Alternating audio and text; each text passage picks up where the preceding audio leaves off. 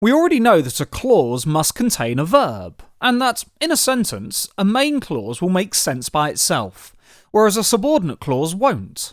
The subordinate clause will need the main clause to give it meaning. Let's keep this in mind as we learn about colons.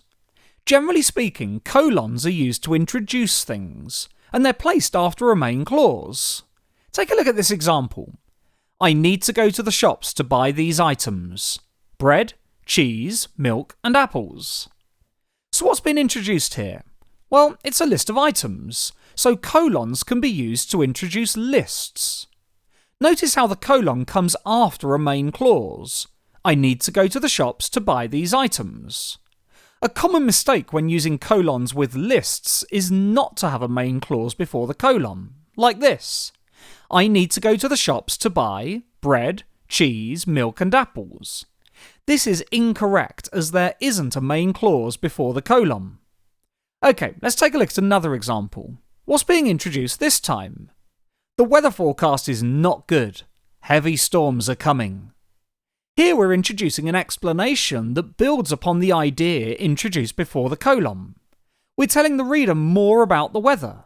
Of course, we could just use a full stop instead, but the colon helps link the two parts together. It shows the strong relationship between the two halves of the sentence. So, as well as introducing lists, colons can also introduce explanations.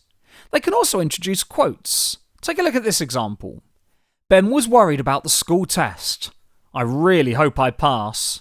Notice again how the colon is placed after a main clause. But there may well be better ways of incorporating speech into your writing, so watch lesson 296 for more ideas. So using colons is easy. Just remember these 3 rules. Colons introduce things.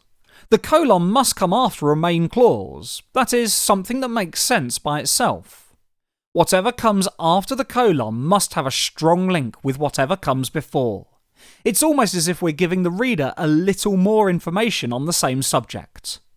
You're most likely to use colons in your writing to introduce lists or explanations.